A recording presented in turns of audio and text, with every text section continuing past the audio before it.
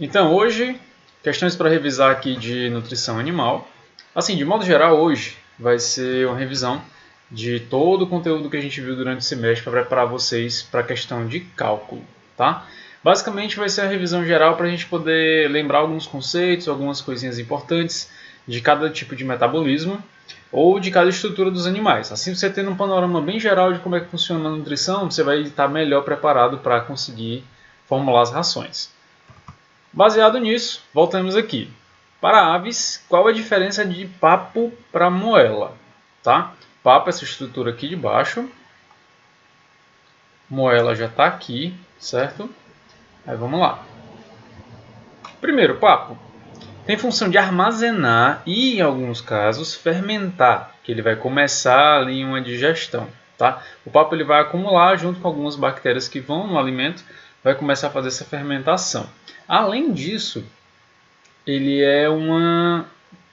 tem a característica de ser basicamente uma dilatação do esôfago. Ele é um reservatório que ele é composto pelo mesmo tipo de musculatura do esôfago, tá? Serve também para regurgitação, para alimentação dos filhotes. Quando a gente vê aquelas aves voltando o alimento, não veio direto do estômago, tá? Não é tão nojento assim. Ele é basicamente ali do papo, que é um alimento que ainda está sendo digerido, preparado e às vezes ajuda até na alimentação do próprio filhote, porque ele ainda não tem algumas enzimas que a fermentação, por já ter iniciado a digestão, vai facilitar para ele. Além disso, moela tem a função de quebra mecânica, tá? A moela, ela vai ter algumas, além de ter as sementes em si que tem a sua solidez, algumas aves elas bicam e elas guardam também algumas pedrinhas pequenas que vão ajudar nessa quebra mecânica, tá? Não só a musculatura da própria moela, mas também essas pedras ajudam na quebra mecânica do alimento, que vão preparar para quando cair no estômago mesmo. Qual a função da amilase salivar?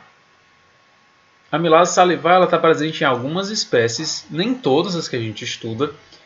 Ela vai auxiliar na digestão de carboidratos. Se a gente falar de amilase, a gente está falando da quebra do amido. Lembrando que esse ase, na maioria das vezes, ele significa enzima. Enzima vai ajudar na quebra de amido, certo? Ajuda a gente a entender pelo conceito do nome. Ela é bem inicial. Quando eu digo inicial, por quê? Porque ela começa a quebra do carboidrato na boca, que é onde está a amilase salivar, e aí ela vai dar continuidade por todo o processo enquanto estiver em contato com a amilase salivar, mas principalmente a digestão de carboidratos acontece no duodeno, que é aquela primeira porção ali do intestino delgado.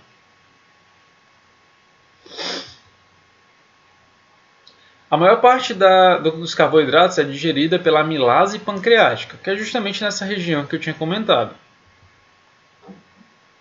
Vamos lá, quais as espécies não possuem amilase salivar? Essa parte aqui é interessante. A amilase salivar ela não está presente nos ruminantes, nem nos equinos, nem nos carnívoros. Tá? Então, se a gente for parar para olhar, nenhuma dessas 3 espécies aqui, 4 no caso, né? Desses 4 tipos,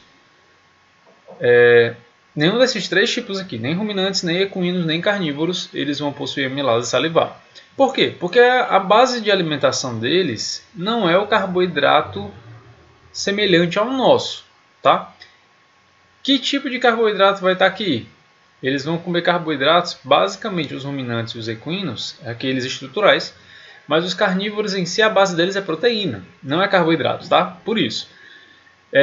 Vai estar presente em quais espécies? Suínos, que são onívoros, e as aves, que têm uma variedade maior de carboidratos, apesar delas pegarem muito material também com celulose, que é carboidrato estrutural, mas elas também possuem certa quantidade de amilase salivar. E é no papo, tá? Diferente do nosso que é na boca, eles não têm amilase salivar no bico, é no papo. Diferença de animais monogástricos para poligástricos. Pelo nome, monogástrico significa um estômago. Poligástrico, mais de um estômago. No caso aqui, 4, né? Se a gente for falar do primeiro, um estômago, quem é que possui? O estômago possui as aves. Estômago, que ali o estômago dela é composto de proventrículo e moela. Os dois vão formar o estômago em si das aves. Também o estômago dos carnívoros, dos cães, dos gatos, dos cavalos. Para 4 estômagos, a gente já vai para a parte dos ruminantes, tá? Que aqui vão grandes e pequenos, seja ele o boi e a vaca dos grandes ou caprinos e ovinos ali dos pequenos ruminantes. Os estômagos são divididos em 4, tá? Na ordem do caminho do alimento: rumen, retículo, maso e abomaso. Além disso, a diferença dos dois é que os monogástricos eles não vão usar de fermentação na mesma intensidade dos ruminantes, tá? O que é que acontece aqui? Monogástricos significa que eles vão ter um estômago químico, simplesmente um estômago químico, para quebra basicamente de proteína, tá? A principal função lá do estômago é essa. O restante dos alimentos vai ser digerido nas outras porções. Agora, os poligástricos, que são os ruminantes, eles vão utilizar bastante de fermentação por conta da alimentação deles. A alimentação deles é diferenciada, tem muita fibra, muita celulose e lignina, que é da questão do pasto, tá? O pasto possui essas características e ele precisa dessas etapas aqui de fermentação no rumen e no retículo para conseguir digerir todo aquele material. Sobre o conceito de fermentação pré-gástrica ou pós-gástrica. Primeiro de tudo, para a gente entender, a gente vai ter que separar, vai ter que identificar onde é que está o estômago verdadeiro, tá? Então, se a gente for aqui, qual é o estômago verdadeiro, por exemplo, do ruminante? Daqueles 4 que eu tinha mencionado, seria o abomaso. No caso das aves ou dos equinos, que a gente tem uma fermentação pós-gástrica, a gente já entende que a fermentação não vai acontecer no estômago, e sim em toda a porção do seco que vai estar ali, que é uma estrutura gigantesca que é para justamente dar tempo da fermentação acontecer e de manter esse alimento lá condicionado a essas transformações químicas, tá? Fermentação, basicamente, ela é uma digestão, tanto das fibras quanto dos materiais estruturais, que a gente chama de celulose, hemicelulose e lignina, que está composto na alimentação desses animais herbívoros. Para a gente entender, fermentação pré-gástrica. Se a gente pegar aqui o sentido que vem o alimento, ele vem do esôfago e vai cair aqui no rumen, vai ficar do rumen para o retículo, do rumen para o retículo. Aqui a gente vai ter uma microbiota muito rica, boa parte dela, cerca de 60% a 80% dela vai ser bactéria, mas além disso, vai ser também vai ser também protozoários que vão ajudar aqui nessa digestão, tá? Mas o que acontece? Aqui é a pré-gástrica, por quê? Porque a gente identificou como abomaso o estômago verdadeiro dos ruminantes. Então tudo que vier antes, que é o omaso, o retículo e o rumen, no caminho aqui do alimento, se está antes do estômago, eu vou chamar de fermentação pré-gástrica. No caso dos equinos, ou dos próprios animais aqui, nos carnívoros a gente não vai ter, tá certo? Essa questão de fermentação ela acontece, mas muito simples. O intestino aqui vai servir basicamente para a absorção mesmo do alimento. Diferente, por exemplo, de um lagomorfo, que é um coelho, que tem basicamente a mesma estrutura ali, pelo menos uma estrutura muito semelhante aos equinos. Esse tipo aqui de animal ele vai ter como estômago aqui um único estômago, não é semelhante ao dos ruminantes, tá? Tem um único estômago químico, mas esse estômago aqui ele vai ser seguido de um intestino muito prolongado com a presença do seco. E é aqui onde vai acontecer a fermentação.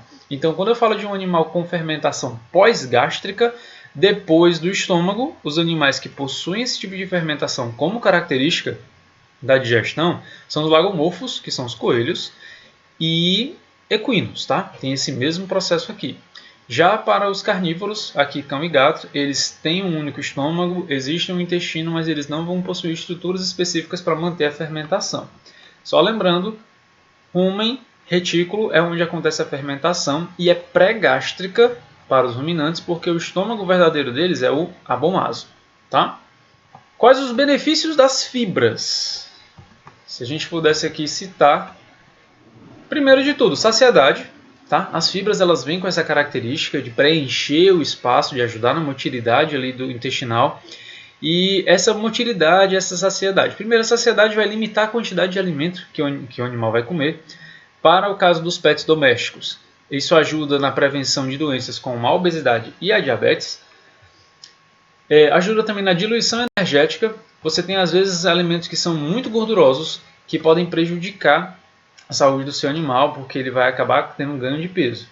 Ele ajuda nessa diluição porque ele vai impedir que o organismo absorva todo aquilo do alimento. Então, a fibra, além dela dar saciedade, faz com que ele coma menos, faz com que ele absorva menos. Ah, Vinícius, mas isso não é um ponto negativo? Depende da alimentação e depende do animal, tá? Porque assim, muitas vezes você vai encontrar animais que têm um metabolismo diferenciado do outro, até porque às vezes muda até da fase da vida. Um animal que está em crescimento ele tem um consumo energético muito maior. E a depender da alimentação que você der, essa diluição energética pode ser muito interessante para a manutenção da saúde em si do animal. Menor digestibilidade. Na mesma ideia da diluição energética, você vai ter uma limitação ali do quanto que vai ser absorvido, fazendo com que ele receba exatamente a quantidade que você tinha planejado. E as fibras também vão servir no tratamento para obesidade e diabetes, que são alimentos que vão possuir baixa caloria e um alto teor de fibra. São rações diferenciadas que você vai oferecer para o animal. No caso da obesidade, a gente tem algumas linhas aí de rações como a Obesity, que vão ajudar nesse tipo de tratamento, e ele também reduz. Pessoal, mas tratamento aqui, tanto para obesidade quanto diabetes, só alimentação não resolve, a gente tem que reforçar com o exercício físico do animal. Mudando um pouquinho de assunto, vamos falar aqui sobre secotrofia. O que é? Secotrofia acontece nos lagomorfos, tá? Secotrofia, pessoal, primeiro de tudo a gente tem que saber que ela é fisiológica. Ah, Vinícius, secotrofia eu vi que são as fezes do animal que ele acaba ingerindo, né? Não, pessoal, aquilo não são fezes, tá? Existe uma diferença entre as fezes em si do animal e os secótrofos. Os secótrofos, eles são ricos em vitamina B e aminoácidos. Mas, Vinícius, para mim ainda parece a mesma coisa. Pois é, tá aqui a diferença, ó. Secótrofos você consegue identificar, tá? Elas são um pouco mais firmes. Tem esse formato aqui bem característico, diferente em si das fezes do animal, que elas vão ter porções muito bem divididas, tá? E isso aqui é diferente também da diarreia, certo? O animal não vai se alimentar disso aqui, não vai se alimentar disso aqui, ele vai reabsorver aqui, ó, os secótrofos. Ele vai eliminar e vai ingerir porque isso aqui ainda é útil para ele. Carnívoros, a gente tinha falado que a base da alimentação deles é proteína. Se a base da alimentação é proteína, eles precisam comer fibra? Precisam. A parte de fibras ela é interessante para a motilidade intestinal. Não só aquela questão da saciabilidade, como a gente tinha visto agora há pouco, e da questão da diluição energética, eles também vão ter uma importância muito grande para a manutenção em si da motilidade intestinal desses animais. Tá? Muitos deles, a gente tem que lembrar que eles eram animais que se alimentavam de outros seres, então a parte de material crua, tudo isso podia ter certa influência. Então ele precisa de um tempo a mais no intestino, precisa ter essa motilidade para poder eliminar. Fibras são sim necessárias para os carnívoros, tá? Carnívoros aqui, cães e gatos. Lembrando que eles também não possuem uma fermentação significativa, tá? Então aqui a importância para eles é mais de motilidade intestinal e de composição ali da porção da ração em si ou da alimentação natural deles do que estimular a fermentação. De onde vem a proteína dos ruminantes se eles só comem folhas? Tá? Isso aqui é uma pergunta que eu vejo muita gente fazer. Se vocês pararem para pensar, realmente a alimentação do boi e da vaca, ele é basicamente, dos ruminantes em si, né? Ela é basicamente folha. E como é que eles fazem para ganhar tanta massa muscular se a gente sabe aqui, por questão de treino, de academia, que a gente precisa comer proteína? Pessoal, existem proteínas dentro da alimentação vegetal também. Caroço de algodão, milho, soja. Só que isso aqui só não seria suficiente para suprir um animal de 450 quilos e a depender da raça que a gente está fazendo bovinocultura aí, tem animais de mais de 1 tonelada. Como é que um animal desse faz para ter proteína suficiente? A principal proteína é a proteína microbiana. E aí eu quero explicar um pouquinho para vocês como é que funciona. Lembra que a gente estava falando agora há pouco das câmaras do rumen, do retículo, omaso e abomaso? Pois é. No rumen e no retículo dos ruminantes, eles possuem bactérias. E essas bactérias vão fermentar o alimento que vai estar ali. Lembra que o alimento, o pasto em si, o concentrado, eles vão ser ricos em celulose, em lignina. Pois é, esses alimentos vão suprir as necessidades das bactérias. Elas vão se alimentar desse tipo de material. O estômago em si dos ruminantes ele não digere celulose e a lignina. Quem vai digerir são os micro-organismos, e os micro-organismos é quem vão se multiplicar, porque eles vão estar se alimentando desse material. Então, basicamente, quando você dá pasto para o gado, você está alimentando as bactérias que tem no estômago dele. Elas vão crescer, vão se multiplicar, e fazendo isso, no caminho da digestão, elas vão seguir para o abomasio, que a gente tinha conversado aqui, que é o estômago químico.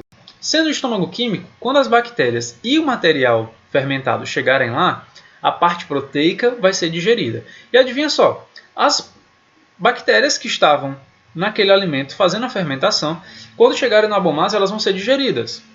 E bactéria tem muita proteína dentro dela, apesar do tamanho, mas sim, elas têm muita proteína. E essa proteína vai ser catalisada, vai ser quebrada, vai se transformar em aminoácidos, e esses aminoácidos em si é que vão ser absorvidos pelo animal. E essa é a fonte de proteína dos ruminantes, tá? Então, mesmo só comendo folha, essa fonte de proteína em si, ela vem através dessa microbiota, que representa cerca de 60 a 90% dos habitantes ali do rumen, dos ruminantes, certo? Além disso, nós temos também um reforço que você pode dar, que é a ureia. E lembrando que a ureia é somente para ruminantes, tá certo? Apesar de você ter alimentação de vegetal para lagomorfos e para cavalos também, você só dá ureia para ruminantes. E importante também, de onde é que vem a proteína? Eu reforcei aqui a questão do caroço de algodão, do milho e da soja, porque você pode ter alguns problemas na alimentação animal. Ah, Vinícius, mas proteína em si, carne, ela é proteína. Eu posso transformar e dar na ração ou dar numa moagem para um ruminante? Não, isso é proibido por lei, tá? O MAPA, que é o Ministério da Agricultura, Pecuária e Abastecimento, ele proíbe a alimentação de ruminantes, do gado em si, com proteína de origem animal. Você não pode alimentar gado com carne de gado, nem com carne de nenhuma outra proteína animal, porque isso aqui pode gerar um sério problema conhecido popularmente como vaca louca, que para vocês que estão estudando para ser veterinários, vocês têm que conhecer o termo certo, tá? Tecnicamente, ela pode causar uma doença chamada encefalopatia espongiforme bovina. Essa encefalopatia ela é causada por um prion, que é uma alteração de uma proteína animal, que quando outro animal se alimenta, ela vai atacar o sistema nervoso do animal. E isso sim é transmitido para seres humanos, tá? Existe uma doença particularmente conhecida como Creutzfeldt-Jakob, que ela é causada justamente por essa questão da vaca louca quando o ser humano ingere. A Sara está perguntando aqui como é que a ureia pode ajudar. A ureia, dada em doses corretas, ela vai estimular o metabolismo do animal e ela vai ser uma fonte proteica, tá? Ela vai estimular a produção, vai ajudar a microbiota a digerir aquele material, e ajudando, ela estimula o crescimento também das bactérias, tá? Por que eu estou falando em doses corretas? Porque a ureia, pessoal, é um composto não nitrogenado, né? Mas ela, no ciclo da ureia, ela vai estimular aqui o material, mas ela também vai ter como fonte, vai ter como produto amônia. Aqui, nessa digestão da microbiota, a gente vai ter a amônia como um dos produtos. E a amônia ela é absorvida pelo organismo do ruminante, e essa amônia vai ser utilizada como fonte de energia. Qual o problema? A ureia ela vai estimular uma produção maior dessa digestão, vai facilitar o desenvolvimento em si das bactérias. Só que isso pode gerar um crescimento muito grande da produção de amônia.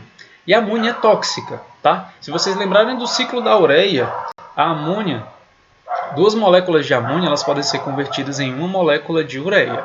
A ureia aqui que eu estou falando é a ureia, o pós da ureia que a gente vai usar na alimentação em si do animal como um suplemento, digamos assim. Mas a partir do momento que ela é convertida em amônia no estômago do animal e ela vai passar pelo ciclo de desintoxicação e vai virar a ureia transformada lá como produto final, ela vai ser a ureia da urina, tá? Então a gente pode ter a ureia como potencializador do metabolismo do animal, mas a gente tem que cuidado com a dose para não acabar causando alguns problemas de saúde no animal, tá certo? E aí agora a gente vai começar a entrar na parte do metabolismo, tá? Quando a gente fala de metabolismo de proteínas, qual a menor unidade que eu tenho de uma proteína? Se a gente for parar para pensar, as proteínas elas são compostas de aminoácidos. E cada aminoácido, que a gente sabe que ele forma uma cadeia gigante, naquela ordem, os aminoácidos agrupados eles vão formar peptídeos por ligações peptídicas. As ligações peptídicas vêm justamente por conta desse nome, tá? Os aminoácidos vão formar pequenas cadeias de aminoácidos vão se transformar em peptídeos e grandes conjuntos de peptídeos vão formar proteína. Essa proteína tem basicamente como função quase tudo no organismo: estrutural, imunológica, os seus anticorpos são feitos de proteína, tá? Então quando você tomou a vacina contra o Covid, foi utilizada a proteína no seu organismo para produzir os anticorpos. Função enzimática, a digestão só acontece por conta das proteínas. Metabolismo em si, e nós temos também proteínas muito importantes, a exemplo da albumina, que são proteínas de transporte. Então, as unidades básicas são aminoácidos, os aminoácidos vão ser convertidos para a produção de todos esses tipos de estruturas ou materiais. Agora, se a gente viu aqui que o caminho da construção do aminoácido até a proteína, a gente chama de anabolismo ou catabolismo. Qual é a diferença dos dois, tá? Catabolismo significa destruir. Anabolismo é construir. É tanto que se a gente for associar, eu nunca consigo lembrar isso daqui. Como é que a gente faz para associar? Anabolismo você lembra de academia, você lembra de anabolizante que a galera usa para crescer. Então, anabolismo é construir, tá? Basicamente, a ideia do catabolismo e do anabolismo, que ele está em constante processo dentro do organismo dos animais, é o quê? Destruir para reconstruir. O animal ele não tem como pegar o alimento em si e absorver e já usar o cálcio daquele alimento diretamente para a composição dos ossos ou a proteína para a composição dos músculos. Ele tem que quebrar aquilo na menor unidade para que ele consiga absorver, para daí ser metabolizado e ele ser transformado no que o organismo está precisando. Esse processo todo leva tempo e ele é o ciclo da vida natural. É construir, é destruir para reconstruir, tá? E aí a gente vai entrar em cada um dos metabolismos em si. Proteína, depois carboidrato, depois lipídio. E lá no final a gente tem umas questões, umas curiosidades para vocês. Metabolismo de proteínas. Quais são os principais hormônios utilizados aqui? E esses hormônios têm base proteica, tá? Não só eles vão ajudar no metabolismo em si das proteínas, mas eles têm base proteica. Então vamos lá. A primeira é a gastrina, tá? Do próprio estômago, gástrico, você pode associar. Ele está associado à produção do HCl. O HCl em si é ele quem destrói as proteínas, tá? No organismo dos animais existem dois locais que vão digerir proteína. Primeiro é o estômago. A boca não vai digerir nada de proteína, ela só faz a quebra mecânica, ela vai diminuir a área, vai aumentar a área de contato. Se eu tinha um único pedaço de proteína, quando eu tenho dois, eu cubro essa área maior aqui também. Então, a quebra mecânica ela só vai aumentar a área de contato. Não existe nada da saliva dos animais que digira proteínas. Essa digestão vai começar no estômago. O hormônio gastrina vai liberar HCl e o HCl em si ele consegue destruir. O outro ponto de digestão é quando chega no intestino, tá? Pepsinogênio aqui ainda está relacionado ao estômago, tá? A secretina é onde vai começar. A secretina está relacionada ao bicarbonato, porque a proteína, logo depois que ela sai do estômago, se a gastrina liberou muito ácido, a secretina ela precisa diminuir esse ácido. Porque já pensou esse ácido todo passando pelo intestino? Pessoal, o intestino ele não tem a mesma proteção do estômago, tá? Contra o ácido. O que acontece? A secretina é um dos hormônios relacionados ao metabolismo de proteínas que vai fazer com que o bicarbonato, que ela vai ajudar a liberar, aumente o pH. Se o pH estava muito baixo, porque ele estava ácido no estômago, ele precisa voltar ali de 2 e pouco para perto de 8, tá? Que é o pH do duodeno, que é do intestino. Feito isso, a gente vai começar o outro processo, que era justamente esse processo da digestão que acontece no duodeno, através da colocistoquinina. É o hormônio que vai fazer a liberação dos principais hormônios das principais enzimas de digestão das proteínas, que é a tripsina, quimotripsina e as carboxipeptidases A e B. Tá? Então, se eu pudesse falar com vocês sobre algumas substâncias que digerem proteínas, é o HCl e essas enzimas aqui liberadas pela colecistoquinina. Tá? Todos esses outros aqui eles vão ajudar, mas são basicamente acessórios, preparando para que o HCl, a pepsina e essas outras enzimas aqui ajam. Também temos a fase luminal e a fase membranosa. Tenho certeza que o Cláudio falou para vocês, mas eu queria ter certeza que vocês vão sair daqui lembrando, tá? A maioria dos metabolismos você vai ter duas fases, e aqui vamos entender essa diferença das fases, tá? A gente vai ter a fase de catabolismo e anabolismo, que é a parte de destruição em si para a reconstrução, mas falando ali da fase do intestino, quando o alimento já está chegando no intestino, nós vamos ter duas fases. A primeira fase é aquela que acontece quando o alimento está ali no lúmen. O lúmen, por isso fase luminal, é o espaço interno entre uma parede e outra de um órgão. No caso do intestino, entre as paredes e as velocidades ali dos enterócitos. A fase luminal é basicamente o quê? Lembra que eu falei que a tripsina, quimotripsina e a carboxipeptidase vão estar liberadas lá no intestino para a digestão das proteínas? Quando isso acontece, essas proteínas vão ser utilizadas, essas enzimas vão ser utilizadas para digerir a proteína que está lá disponível.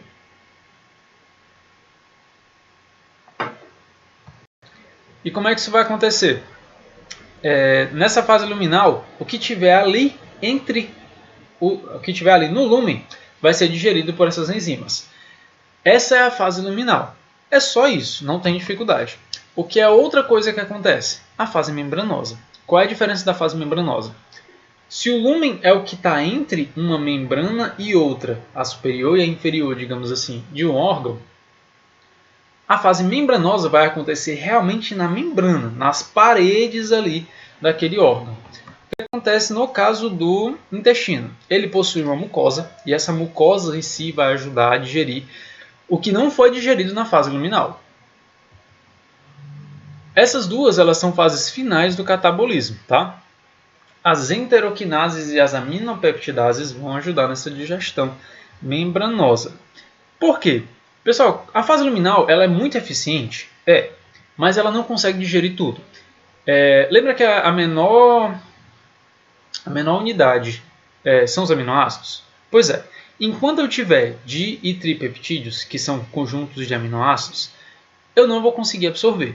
Nem eu, nem você, nem qualquer animal. Ele não consegue. Os enterócitos, que são as células do intestino, não conseguem absorver os ditripeptídeos. Precisa ser quebrado em aminoácidos, que é a unidade básica para poder ser jogado no sangue e aí sim ele ser metabolizado. O que eu estou falando para vocês? Essas duas fases, a luminal e a membranosa, elas vão garantir que os aminoácidos cheguem a tamanho de aminoácidos, que a proteína toda seja digerida até conseguir chegar nessa unidade básica. Por que eu estou falando isso para vocês? Porque só eles são absorvidos. Então, na fase luminal é tudo o que acontece no lúmen do órgão, na digestão, só que ela não consegue ser 100% eficiente. Os ditripeptídeos que sobrarem vão através da mucosa da membrana, vão terminar de serem digeridos para se transformarem em aminoácidos e aí sim todos serem absorvidos, tá? Logo depois disso, que você quebrou na unidade mais básica, como eu tinha falado, o animal consegue absorver. Ele absorvendo, ele vai poder começar a fase do anabolismo, que é a construção, que é levar a proteína para onde ela vai ser útil.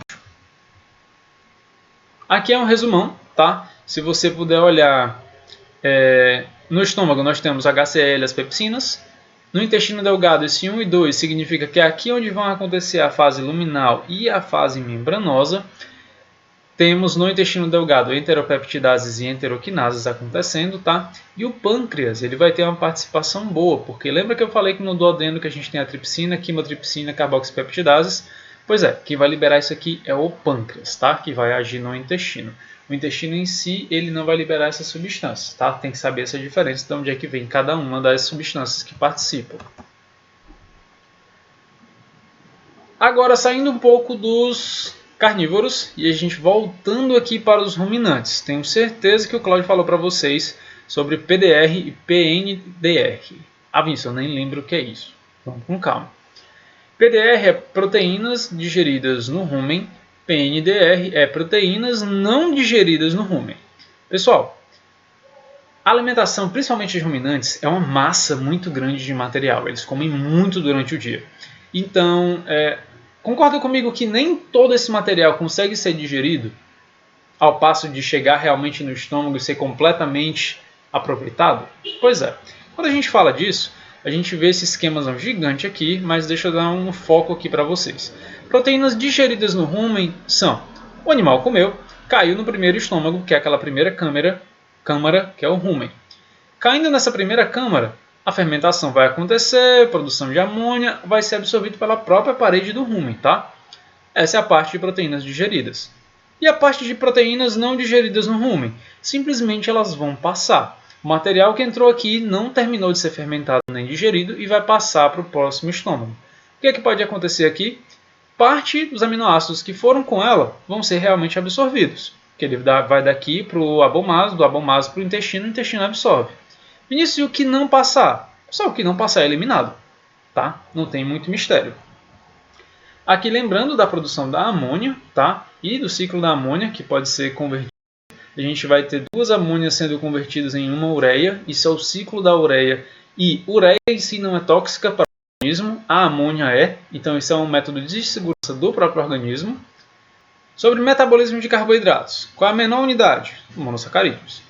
É relativo a uma unidade de açúcar, tá?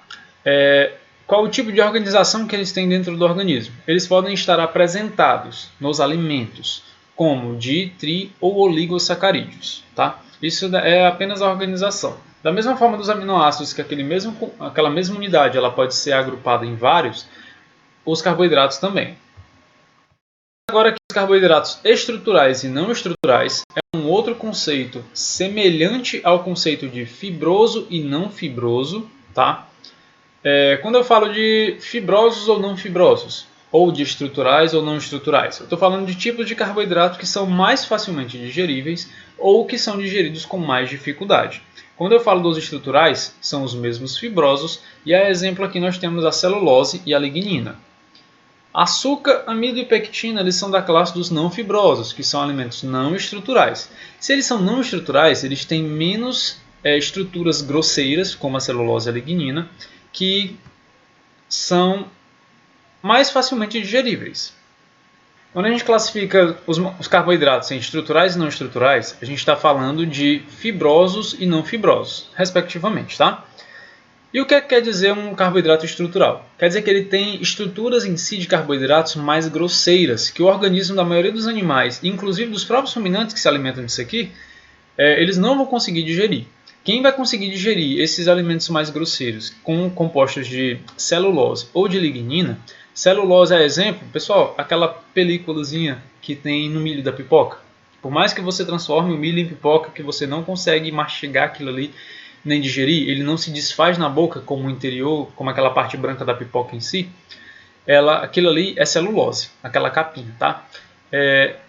O único ser que eu me lembro que consegue digerir isso daqui, que teoricamente são as bactérias também, é o cupim. Mas quem consegue digerir celulose são bactérias. Onde é que a gente encontra as bactérias?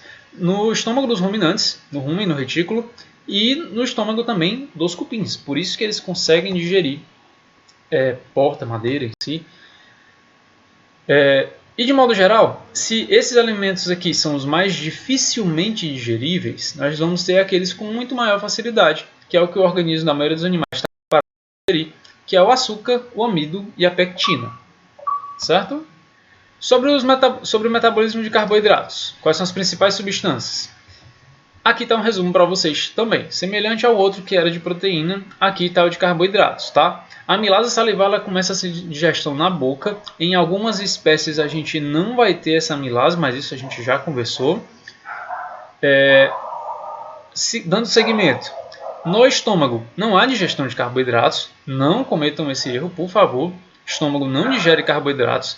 A digestão dele basicamente vai começar na boca e vai dar seguimento ali na primeira porção do duodeno.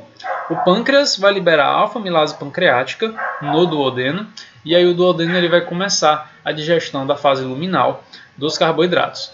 Dando seguimento, o próprio intestino delgado, nos enterócitos, ele vai ter uma mucosa que vai dar seguimento à fase membranosa. A alfa-amilase pancreática ela faz parte da fase luminal, da digestão dos carboidratos, e a fase membranosa ela acontece nos enterócitos. Começa na mucosa, mesmo procedimento que a gente tinha conversado sobre a proteína. Os carboidratos em si eles são compostos de oligosacarídeos. Eles não vão conseguir ser completamente digeridos na primeira passagem ali do lúmen, e é por isso que a gente precisa dessa mucosa para fazer essa última quebra na fase membranosa. Os di e trissacarídeos que sobrarem, eles vão ser quebrados e vão ser absorvidos pelos enterócitos, sendo jogados na corrente sanguínea. Aí, temos um fato interessante aqui. Glicogênio é a forma que o organismo tem de guardar carboidratos. Se antes na proteína a gente não conseguia, agora aqui com o carboidrato a gente consegue, tá? Glicogênio é o nome desse tipo de absorção e da mesma maneira que você teve um carboidrato ali na alimentação do animal. Ele quebrou completamente até virar monossacarídeo. Transformando-se em monossacarídeo, eles conseguem reagrupar depois de absorvidos e aí conseguem guardar na forma de glicogênio. Glicogênio é a fonte, ela está localizada aqui nos músculos ou no fígado, tá? E você nota essa falta do glicogênio aqui quando você vai para a academia ou quando você submete um animal a exercício físico intenso. E essa aqui é a primeira energia que vai ser convertida, tá? Vai ser quebrado o glicogênio, liberado glicose no sangue e ela vai ser utilizada para a contração muscular como fonte de energia de várias funções do organismo. Como a gente tinha conversado aqui na fase luminal, vou ter oligosacarídeos sendo quebrados até monossacarídeos, mas nem todos. Eu vou ter alguns di e trissacarídeos também. E é na fase membranosa que a gente tem a conversão dos que sobraram de di e trissacarídeos para monossacarídeos, certo? Se vocês tinham dúvida disso aqui, pessoal, espero que tenha ficado claro, tá? Basicamente, a gente estava falando aqui da função do catabolismo até a quebra total em monossacarídeos para reabsorção e produção de outras substâncias. Tanto para a fonte de energia, como a gente tinha conversado, quanto para a produção das reservas, que é o glicogênio. Mas tá, qual o produto final dos carboidratos? A gente vai ter glicose, a gente vai ter a quebra em si do carboidrato do oligosacarídeo em monossacarídeo. A gente vai ter a galactose também, que é fruto da digestão da lactose, que é um tipo de carboidrato. E a sacarose, que é o outro carboidrato, sendo como produto final a frutose. Essas aqui todas são estruturas de monossacarídeos, tá? Fora isso, quais os produtos para a fermentação? Porque a gente estava falando até agora dos não ruminantes. Quando a gente volta a falar ali dos caprinos, ovinos e bovinos, qual o produto final da fermentação dos carboidratos? Lembra que eu falei que o rumen vai ter uma participação bastante importante na fermentação? O que é produzido lá? Ácidos graxos voláteis. A digestão e a fermentação pelas bactérias daquele material carboidrato, seja ele estrutural ou não estrutural, vai ter a produção de ácidos graxos. Eles em si são fonte de energia e vão ser utilizados para a produção de gordura e glicose. A gordura, no caso, seria aqui uma das formas de acúmulo desses ácidos graxos, tá? Diferente da glicose em si, que ela é armazenada em forma de glicogênio, que os ruminantes também fazem, eles armazenam também em forma de gordura. Ah, Vinícius, mas os não ruminantes eles também possuem gordura. Meu gato ele é bem gordinho. Tá certo. Mas eu estou falando aqui dos ácidos graxos em si. Eles são fruto da fermentação e o gato ele não faz a fermentação, tá? Esse produto aqui específico vai ajudar na conversão da gordura. Quando a gente fala em ruminantes, essa fermentação acontece no rumen e no retículo.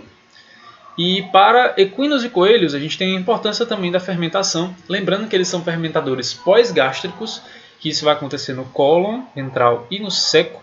E para a alimentação ideal deles é um teor indicado de 8 a 10% de fibras na dieta. Estamos chegando aqui na parte final, que é a parte de metabolismo de lipídios. E qual é a composição da gordura? Qual a unidade básica da gordura que a gente conhece? Eu falo muito disso aqui para você conseguir entender a diferença do carboidrato para o lipídio para a proteína. Porque isso ajuda você a entender aonde é que o organismo vai utilizar aquilo e qual o passo a passo de quebra, tá? A gente já tem vídeo lá no canal a respeito de metabolismo de proteína. A gente tem uma outra conversa geral sobre bromatologia, então isso tudo dá uma base para você conhecer. Sempre que eu posso lá, eu vou reafirmando onde é que é digerido, como é que é produzido, e espero que dê um conceito bem entendido para vocês da parte de nutrição, tá? Mas voltemos aqui ao que importa. Qual a unidade básica dos lipídios? Ah, Vinícius, é a gordura. Não. Primeiro, um glicerol, ele é um composto ali base, e aí as mudanças, os tipos de lipídios que a gente vai ter vão estar associados ao que é que vai estar ligado a esse glicerol. No caso do lipídio convencional, a gente vai ter 3 ácidos graxos ligados a ele. Ah, Vinícius, é por isso que eu consigo ácidos graxos voláteis quando eu tenho a digestão de carboidratos na fermentação. Porque se lipídio é composto disso daqui, a fermentação ela consegue quebrar esse material e consegue ter ácidos graxos voláteis disponíveis, tá? Por isso que eu falei da associação. Você entende o que é a unidade básica e consegue entender onde é que vai.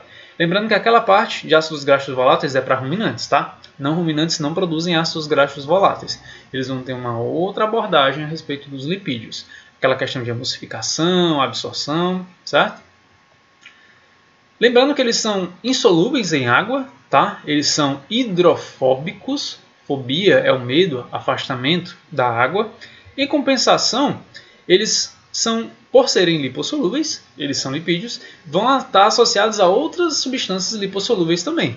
E é aí onde você vai encontrar as vitaminas A, D, E e K, certo? Sempre que você falar dessas vitaminas, pessoal, eles são lipossolúveis e vão estar presentes nos lipídios. Sejam eles de gordura animal, no caso dos ruminantes, ou, caso vocês não saibam, a gordura das aves ela é acumulada ali logo abaixo da pele. Então, para quem tem esse gosto em si, essa alimentação animal da parte mais grosseira da ave, ela tem sim as vitaminas A, D, E e K. Basicamente, onde tiver gordura, você vai encontrar esse tipo de vitamina. E característica importante também dos lipídios é que eles possuem 9 quilocalorias por unidade. Então, se você fosse comparar 4 quilocalorias dos carboidratos mais 4 quilocalorias de uma unidade de proteína, se eu somar carboidrato e proteína, as unidades de cada um deles não chegam nem a quantidade de energia básica que você tem de um lipídio. Por isso que quando o pessoal quer ganhar peso, quer ter energia disponível, eles comem alimentos ricos em lipídios. E quando a pessoa quer perder peso, isso vale para os animais também, você reduz a quantidade de lipídios na alimentação ou aumenta a quantidade de fibras, que vai fazer com que os lipídios do alimento passem menos tempo lá e não deem tempo de serem absorvidos, por conta dessa carga muito grande de energia que o alimento leva. Aqui está um exemplo de como é que funciona um glicerol ligado a ácido graxo, ácido graxo, ácido graxo. Ah, Vinícius, eu já ouvi falar de lipoproteínas, ou então de glicoproteínas, ou de triglicerídeos. Pois é, só vai mudar a composição desses ácidos graxos aqui embaixo, tá? O glicerol se mantém e a depender de quem ele esteja ligado, ele é um tipo de lipídio diferente. Ah, esse aqui também é importante. Todo mundo já ouviu falar de saturado e insaturado. Ah, Vinícius, gorduras saturadas. O que é que significa? Saturado, pessoal, é quando ele não possui nenhuma dupla ligação. Significa que ele é um lipídio assim, ó, certo? Harmonicamente produzido. Insaturado é quando ele possui duplas ligações. E é aí onde a gente tem um certo problema. Porque questão de lipídios saudáveis, os insaturados são um pouquinho mais complicados, tá? Saturado sem dupla ligação, ele vai ser reto, tá? E insaturado ele vai ter essa curvatura aqui. Isso significa que ele vai ter dupla ligação, seja uma única dupla ligação ou mais, tá? Qual o problema disso? Questão de lipídios saudáveis. Se você pensar, o armazenamento desse cara aqui, e é assim que eu associo, ele é muito mais simples. Você pode agrupar vários, e tanto eles são mais facilmente armazenáveis, quanto eles ocupam menos espaço no organismo animal, quanto eles são mais facilmente trabalhados. É mais fácil você trabalhar com algo que é mais simples. No momento que você tem esses lipídios aqui que tem um formato um pouco diferenciado, pensa você agrupar esse cara com esse cara. Você não vai conseguir fechar perfeitamente todos os espaços. Então você vai ter um preenchimento muito maior e aí você pensa isso daqui na corrente sanguínea, tá? É muito mais complicado, ele preenche um espaço maior e com menos gorduras insaturadas você vai ter maior preenchimento de espaço e mais problema, tá? Preenchimento das veias a gente chama de arteriosclerose e existe nos animais também. Muito bem, quais as lipases que estão presentes no organismo do animal? Primeira lipase é a lingual. Então, pessoal, quando eu falar de cada uma delas aqui, são as fases de digestão dos lipídios, tá? Então, começa na boca, com a lipase lingual. Depois, o estômago ele tem uma certa participação através da lipase gástrica. Em seguida, pancreática, que vai ser liberada no próprio duodeno. Que aí do duodeno a gente vai ter o início da fase luminal. Por fim, a lipase etérica, que as últimas fases, as últimas porções de quebra dos lipídios vai acontecer no próprio enterócito. Lembrando que os sais biliares têm origem no fígado e eles vão ajudar na emulsificação das gorduras. O que é emulsificação? Se todas essas lipases aqui elas vêm quebrando os lipídios, a gente vai ter muito lipídio livre no organismo naquelas unidades mais básicas. O que é que vai acontecer? Os sais biliares, a bile em si, produzida pelo fígado e armazenada lá na vesícula biliar, ela vai ser responsável pela emulsificação. Da mesma forma que o pâncreas vai liberar material no duodeno, a bile também é liberada lá e ela é quem vai isolar porções de lipídios. Fazendo esse isolamento, você vai ter grupos que vão ser mais facilmente absorvíveis pelos enterócitos para continuar o metabolismo em si desse tipo de material. Como forma de resumo, a gente tem aqui lipase lingual na boca, no estômago lipase gástrica, pancreática aqui no pâncreas e entérica, a gente conversou sobre isso aqui agora, tá? Além da participação muito importante do fígado com a emulsificação da gordura. Mas o que é emulsificação? É esse processo aqui, tá? Através das lipases a gente vai ter a quebra daquela estrutura que a gente tinha conhecido, a básica de ácidos de um glicerol para ácidos graxos. Com eles liberados, vão ser mais facilmente absorvíveis. O problema é que eles não são absorvíveis simplesmente por aqui, tá? O que a gente vai precisar formar? A gente vai precisar formar essa estrutura chamada de micela. É uma estrutura composta de lipoproteínas que vão cobrir, que vão embalar esses materiais aqui, os produtos da lipase, e eles sim conseguem ser absorvidos. De modo geral, simplesmente, metabolismo de lipídios eles não conseguem absorver esse carinho diretamente. Então eles precisam quebrar para que as micelas consigam fazer com que elas entrem nos enterócitos. A partir daqui, segue ou para o sangue ou para o sistema linfático. Pessoal, tem um outro procedimento também conhecido como biohidrogenação. O que é isso? Está relacionado ao metabolismo de lipídios e ele é basicamente a conversão por meio de sabões insolúveis de um lipídio que é insaturado para saturado. Lembra que eu falei que esse carinha aqui ele é mais prejudicial? Esse daqui? Pois é, a biohidrogenação, o organismo do animal ele sabe que isso aqui é prejudicial e ele vai converter esse cara aqui nesse, o insaturado no saturado. Isso é a biohidrogenação, tá? Ela acontece através de sabões insolúveis. Por quê? Porque eles são menos tóxicos no organismo, quando você tem lipídios saturados. A importância do anabolismo. Lembra das lipoproteínas que a gente tinha conversado? Pois é, o LDL e o VLDL são compostos por lipoproteínas, são lipídios e proteínas. Se você tinha dificuldade de entender qual é a diferença do LDL para o HDL, por exemplo, basicamente é essa daqui. LDL, logo Deus leva, certo? É mais letal, é mais prejudicial à saúde. Ou o HDL, o pessoal faz uma associação aí de hoje Deus livra. Eu decoro só isso aqui, logo Deus leva, que eu sei que ele é prejudicial. Ou eu vou pelo conceito também. Pessoal, LDL significa Low Density Lipoprotein. Low Density é baixa densidade. Se você for comparar proteína com gordura, um pedaço de carne ele afunda na água, enquanto que o lipídio ele boia. Nessa associação um pouco simples, você consegue tirar que se eu tiver uma lipoproteína de baixíssima densidade, significa que eu vou ter mais lipídio presente do que proteína. E lipídio é mais prejudicial para o organismo do que proteína. Então, LDL é um tipo de lipoproteína, um tipo de lipídio mais prejudicial. Diferente do HDL, que eu tenho aqui High Density. Se eu tenho uma densidade maior, lembra que eu falei da questão da carne, da proteína? A proteína ela é mais pesada. Se eu tenho um HDL, eu vou ter um material que ele é mais denso, significa que ele tem mais proteína dentro dele, ao invés de lipídio. Significa que ele é mais saudável. Aí daí vocês tiram qual a associação que vocês gostam mais para poder decorar isso daqui, tá bom? VLDL é very low, significa muito lipídio ou muito leve, tá? O IDL é uma lipoproteína intermediária entre o LDL e o HDL, e nós temos outras em geral, tá bom? As principais são essas. Sobre o que eu tinha falado da absorção.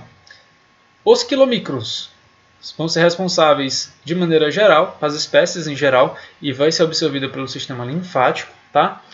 E os portomicrons vai ser por onde vão ser absorvidos nas aves esse tipo de material, de lipídios, tá? Logo depois que eles são metabolizados pelos enterócitos. Pois é, de modo geral, para as outras espécies, vai para o sistema linfático. E para as aves, vai direto para a corrente sanguínea. Tá quase acabando, gente. Qual dessas fontes de alimento não podem ser armazenadas? E aqui é interessante a gente voltar nos conceitos que a gente tinha conversado para poder entender isso aqui. Quais são os alimentos que eu consigo armazenar? Eu consigo armazenar carboidrato, proteína, lipídio. De todos esses, o único que eu não consigo armazenar é proteína. O organismo da gente ele não tem uma forma de armazenar, ele não tem uma forma de manter as proteínas no organismo. Ah, Vinícius, mas o músculo é composto de proteína. Tá, mas ele não é armazenamento para ser utilizado, diferente de um glicogênio, no caso dos carboidratos, ou de gorduras, no caso dos lipídios. A proteína do músculo é mais estrutural.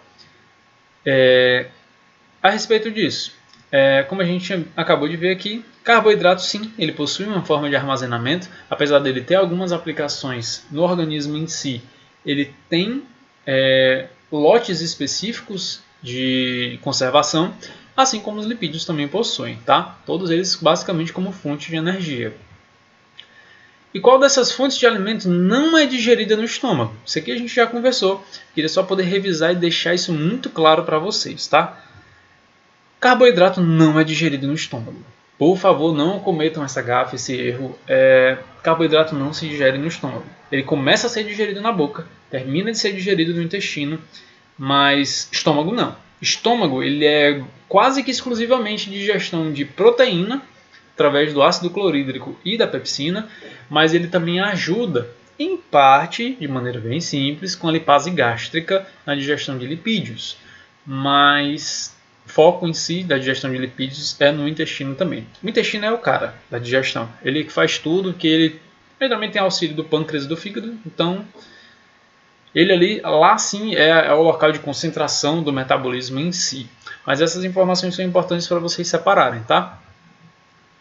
Pessoal, de maneira geral, esse foi o nosso encontro de hoje. Espero que tenha dado para revisar muita coisa. E é isso. Só tenho a agradecer a vocês, tá bom?